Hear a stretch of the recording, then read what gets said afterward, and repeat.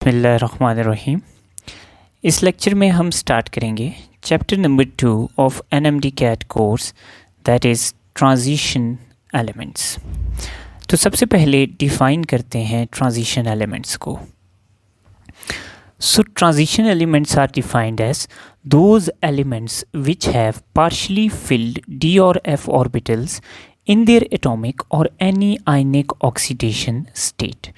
यानी वो एलिमेंट्स जिनके अंदर d ऑर्बिटल्स या f ऑर्बिटल्स किसी भी नॉर्मल ऑक्सीडेशन स्टेट यानी एटॉमिक स्टेट या किसी भी आयन की फॉर्म में उनकी d या f ऑर्बिटल क्या हैं, पार्शली फिल्ड हैं।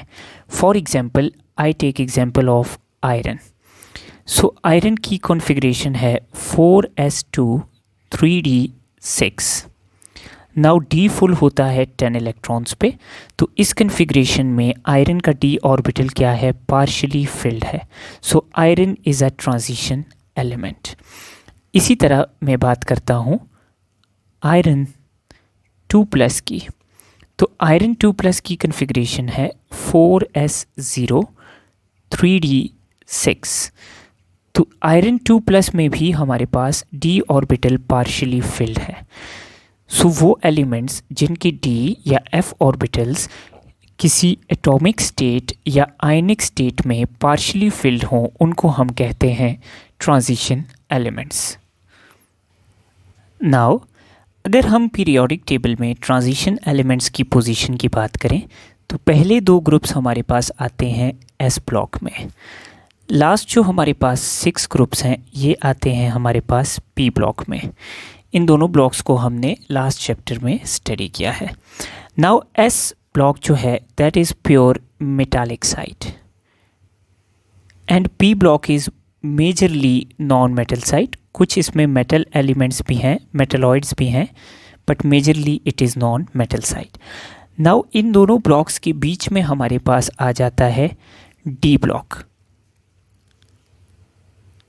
सो ये जो डी ब्लॉक के एलिमेंट्स हैं ये हमारे पास ट्रांजिशन एलिमेंट्स हैं। इनको हम कहते हैं आउटर ट्रांजिशन एलिमेंट्स। इसी तरह हमारे पास एफ ब्लॉक के एलिमेंट्स हैं जो डी ब्लॉक में लेंथनम के बाद स्टार्ट होते हैं सीरियम से एटॉमिक नंबर 58 और जाते हैं ल्यूटेटियम तक जिसका एटॉमिक नंबर है 71। सो दिस इज़ 14 ब्लॉक लैंथेनॉइड्स। इनको हम कहते हैं लैंथेनॉइड्स। इसी तरह हमारे पास एक्टिनम के बाद 14 मज़ीद एलिमेंट्स आते हैं जो स्टार्ट होते हैं थोरियम से जिसका एटॉमिक नंबर है 90 और जाते हैं लॉरेंसियम तक जिसका एटॉमिक नंबर है 103। इन 14 एलिमेंट्स को हम कहते हैं एक्टिनॉइड्स। नाउ लैंथेनॉइड्स और actinoids they constitute F block elements. ये भी ट्रांजिशन एलिमेंट्स हैं। इनको हम कहते हैं inner transition elements। So this is how transition elements are distributed in periodic table। Now अगर इन elements की grouping की बात करें तो IUPAC grouping में ये start होते हैं 3rd group से और ये हमारे पास जाते हैं ग्रुप नंबर 12 तक।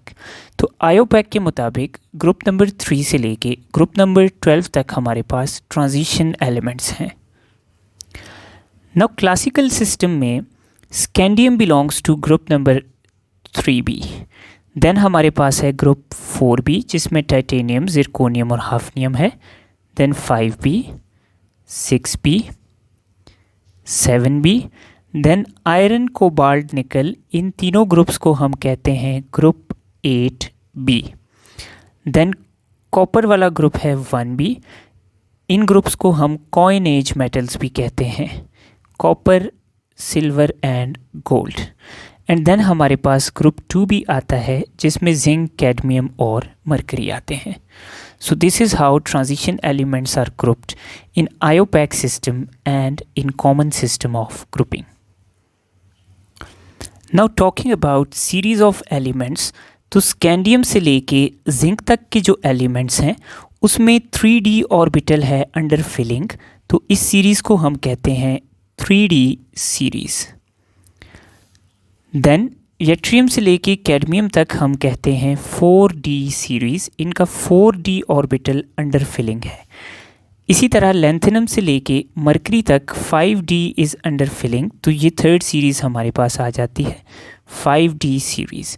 तो हमारे पास ट्रांजिशन एलिमेंट्स की 3d, 4d और 5d सीरीज़ है, एंड इस कोर्स में हम आउटर ट्रांजिशन एलिमेंट्स को स्टडी करेंगे। Now talking about electronic configuration of these elements, तो मेरे पास कैल्शियम की कन्फिग्रेशन है 4s2। नाउ कैल्शियम के 4s2 फिल होने के बाद according to Aufbau principle 3d orbital में फिलिंग स्टार्ट हो जाती है। तो scandium is 4s2 3d1, titanium is 4s2 3d2, vanadium is 4s2 3d3। Now chromium abnormal configuration show करता है। The configuration of chromium must be 4s2 3d4, लेकिन we know कि जब कोई भी ऑर्बिटल हाफ फिल हो तो वो स्टेबल होता है। सो d 10 इलेक्ट्रॉन्स पे फिल होता है, और जब d में 5 इलेक्ट्रॉन्स होंगे तो d will be half filled and stable. तो क्रोमियम 4s2 3d4 की बजाय क्या करता है, s में से एक इलेक्ट्रॉन छोड़ता है और एक इलेक्ट्रॉन शिफ्ट कर देता है 3d में, तो इसकी कन्फिग्रेशन हो जाती है 4s1 3d5। ऐसा करने से हमारे पास इसका जो d ऑर्बिटल है वो स्टेबल हो जाता है, इसलिए क्रोमियम 4s2 3d4 की बजाय 4s1 3d5 में हमें मिलता है। And this is very important to remember because this is one of the most frequently asked questions. Then chromium के बाद मैंगनीज है, it is 4s2 3d5। Iron is 4s2 3d6। Cobalt is 4s2 3d7। निकल is 4s2 3d8। Now copper को होना चाहिए 4s2 3d9, लेकिन we know कि d orbital जब हाफ फिल हो या फिल हो दोनों केसेस में ये स्टेबल होता है। तो d ऑर्बिटल 10 इलेक्ट्रॉन्स पे क्या हो जाता है, कंप्लीटली फिल हो जाता है। तो कंप्लीटली फिल्ड शेल की स्टेबिलिटी की वजह से कॉपर क्या करता है, अपने 4s के एक इलेक्ट्रॉन को छोड़ देता है और दूसरे को शिफ्ट कर देता है 3d में, जिसकी वजह से इसकी कन्फिग्रेशन 4s2 3d9 की बजाय 4s1 3d10 बन जाती है। और अगर हम जिंक की बात करें तो इट इज़ 4s2 3d10। तो यहाँ पे हमारे पास d ऑर्बिटल की फिलिंग कंप्लीट हो जाती है और ट्रांजिशन एलिमेंट्स की सीरीज़ ख़त्म हो जाती है। Now talking about a very important aspect, तो क्रोमियम और कॉपर जो हैं ये हमारे पास एबनॉर्मल कन्फिग्रेशन शो करते हैं। So they are one of the favouritely asked questions in your NMD CAT exam. Now if we talk about group 3b जिसमें scandium, yttrium और लेंथेनम आ रहे हैं, they have configuration 4s2 3d1, लेकिन ये elements commonly exist करते हैं in the form of 3+ ion. So 3+ ion की कन्फिग्रेशन में इनकी इलेक्ट्रॉनिक कन्फिग्रेशन होगी 4s0 3d0। तो ये कॉमनली एग्जिस्ट करते हैं +3 स्टेट में, और इस स्टेट में इनका d ऑर्बिटल क्या होता है, एम्प्टी होता है।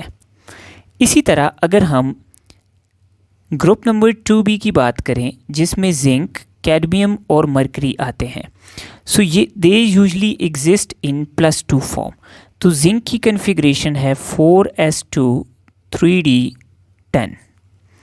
तो +2 की फॉर्म में हमारे पास जिंक की कन्फिग्रेशन होगी 4s0 3d10। तो नाउ ग्रुप 3b के एलिमेंट्स और ग्रुप 2b के एलिमेंट्स, नाउ ग्रुप 3b के एलिमेंट्स में यूजुअली आयनिक फॉर्म में d ऑर्बिटल एम्प्टी है, और ग्रुप जो हमारे पास 2b है इसमें आयनिक फॉर्म में भी और एटॉमिक फॉर्म में भी जो 3D ऑर्बिटल है इट इज़ कम्प्लीटली फिल्ड। इसलिए ये दोनों ग्रुप्स जो हैं, group number 2b and group number 3b, ये ट्रांजिशन एलिमेंट्स की डेफिनेशन को फुलफिल नहीं करते, जिसमें हम कहते हैं कि d orbital is partially field. तो इनके d ऑर्बिटल्स या एम्प्टी या कम्प्लीटली फिल्ड हैं, इसलिए हम इन दो ग्रुप्स के एलिमेंट्स को कहते हैं atypical transition elements. These are called atypical transition elements, और जो बाकी ग्रुप्स हैं they are typical transition elements. Now here I would like to add a very important point. The point is कि हमारे पास say for example we have 4 shells in an atom.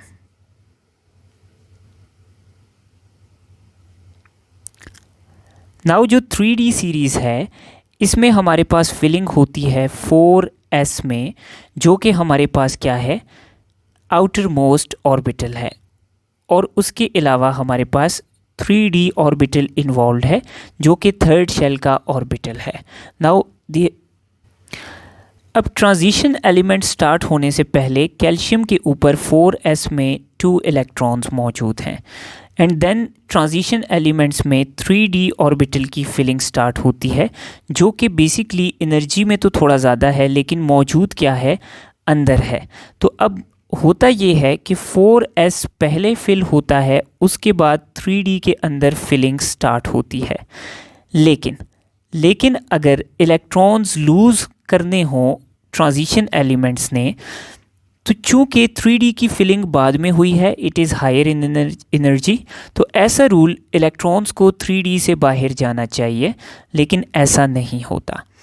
तो होता यूँ है कि इलेक्ट्रॉन्स पहले 4s में आते हैं देन 3D में आते हैं, लेकिन जाते हुए इलेक्ट्रॉन्स पहले 4s से बाहर जाते हैं एंड देन 3D से बाहर जाते हैं।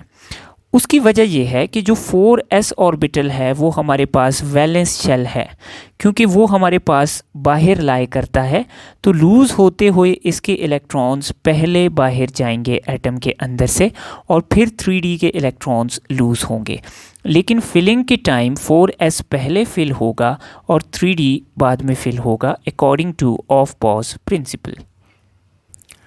Now first of all, looking at the properties of transition elements, so they are true metals having strong role in industry.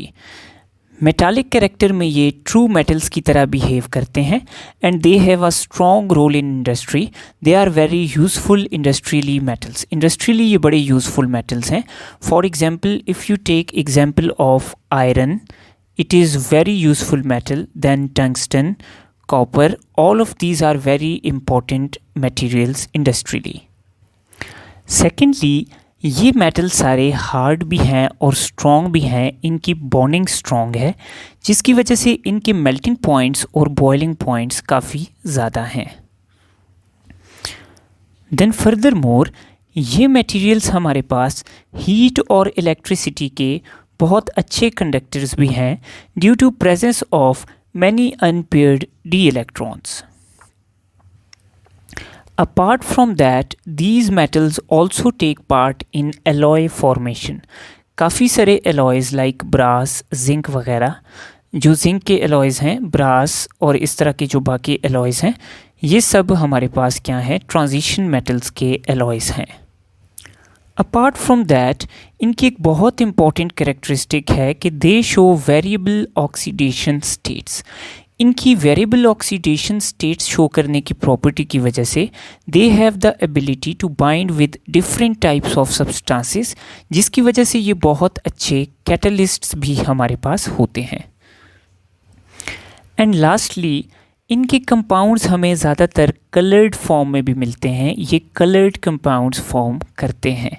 So these are the major characteristics and properties of transition elements. इन सब की details हम आगे जाके discuss करेंगे in detail.